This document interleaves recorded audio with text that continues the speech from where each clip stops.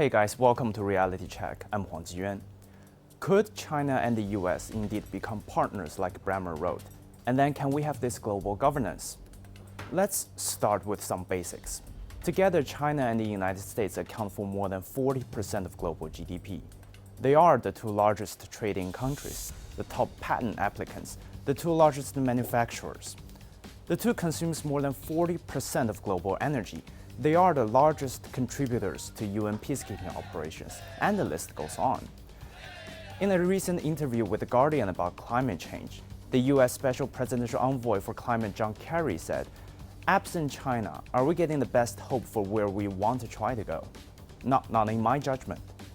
So yes, partnership between China and the United States is indispensable for global governance, but what's standing in the way of that? Right now, the United States is raising tensions with China.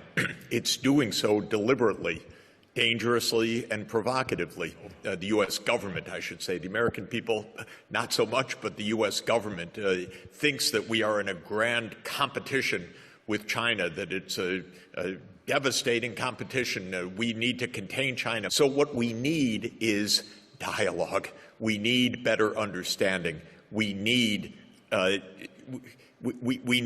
the leaders of China and the United States to meet routinely. We need governments to meet routinely so that this is a normal relationship. In political science, there's this theory about agency. Broadly speaking, it treats politics as constituted by individual agents, and these individual agents could act based on their own interests and affect real change. Over the last several years, we've seen that playing out in the US politics. We've seen a leader who dismantles decades norms for his own fantasy and pushes the two countries into a trade war. Politicians aggressively upsetting the balance in the Taiwan Strait just to secure political gains and a legacy. A section of the population whipped up by hyper-nationalism. They turn against the innocents, some against their own people.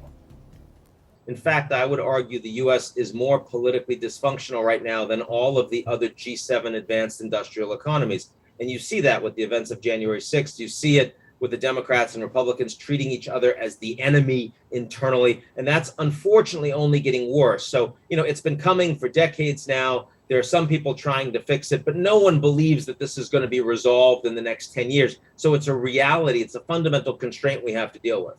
Anti-China becomes easy for politicians, the easy excuse for domestic failures, the easy crowd-rousing platitudes in campaigns, the easy proof that someone having a grasp on international affairs.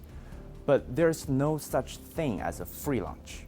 There's always a price, and the world is paying for it. Bremmer wrote in the book that the world needs China closer to center stage. It needs Chinese investment. It needs China to remain stable and predictable and to grow. And if Washington wants to build a pragmatic partnership with Beijing, it should join the rest of the world in recognizing that reality. That's a big reality check for American politicians by a veteran Washington insider. They really should take note of it.